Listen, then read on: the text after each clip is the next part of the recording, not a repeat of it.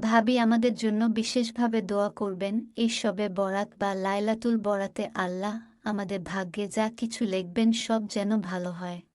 শবে বরাতে মানুষের ভাগ্য লেখা হয়, এটা কোথায় পেয়েছেন? ছোটবেলা থেকে এই কথা শুনেই বড় হয়েছি যে শবে বরাত মানেই ভাগ্য রজনী, আর এটা হাদিসের কথা। শবে বরাত সম্পর্কে যত হাদিস বর্ণিত আছে তার বেশিরভাগই জাল বা ভিত্তিহীন। শবে বরাতে মানুষের ভাগ্য লেখা হয় এই মর্মে কোনো সহিহ হাদিস তো দূরের কথা, কোনো জাল হাদিসও নেই। আমরা যে রাতকে শবে বরাত বলি, হাদিস সেই রাতকে বলা হয়েছে লাইলাতুন নিফস মিন শাবান, অর্থাৎ শাবান মাসের মধ্য রজনী।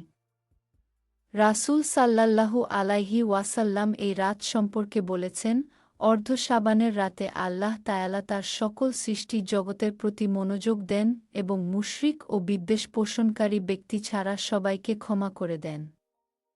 এটাই বিশুদ্ধ হাদিস।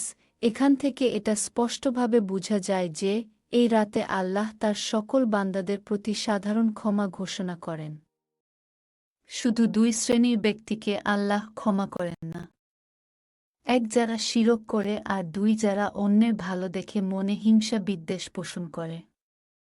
তার মানে শবে বরাত ভাগ্য রজনী নয়, গুনাহ মাফের রজনী।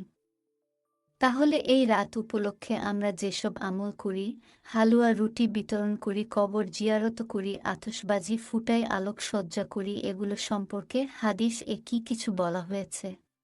যেহেতু এই রাতে আল্লাহ বান্দাদের জন্য সাধারণ ক্ষমা ঘোষণা করেন, তাই এটি মর্যাদাপূর্ণ একটি রাত। এই রাতকে যেমন অবহেলা করা যাবে না, তেমনি শবে কদরের চাইতে এই রাতকে অধিক গুরুত্বপূর্ণ ভাবা যাবে না। শবে বরাত মানে মুক্তির রজনী, গুনাহ মাফের রজনী। তাই এই রাতকে কেন্দ্র করে আমাদের মূল আমল হওয়া উচিত নিজেদেরকে আল্লাহর ক্ষমা পাওয়ার উপযুক্ত হিসেবে গড়ে তোলা এবং হিংসা বিদ্বেষ ও শিরক থেকে নিজেদেরকে দূরে রাখা। এর বাইরে কেউ চাইলে ব্যক্তিগতভাবে নফল রোজা রাখতে পারে, নফল নামাজ, তাহাজ্জুদ নামাজ পড়তে পারে, বেশি বেশি ইস্তেগফার পাঠ পড়তে পারে। এক কথায় এই রাতে আল্লাহর ক্ষমা পেতে হলে আমাদেরকে শিরকমুক্ত ঈমানদার হতে হবে এবং বিদ্বেষমুক্ত হৃদয়ের অধিকারী হতে হবে।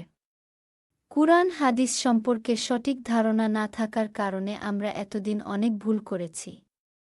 প্রকৃত ঘটনা না জেনে বিভ্রান্ত হয়েছি। আল্লাহ যেন এই শবে বরাতে আমাদের সকল ভুল ভ্রান্তি ক্ষমা করে দেন। সেই সাথে আমাদের সবাইকে কুরআন হাদিস অনুযায়ী আমল করে প্রকৃত ঈমানদার হবার তাওফিক দেন। আমিন। চ্যানেলটি সাবস্ক্রাইব করে আমাদের সাথেই থাকুন।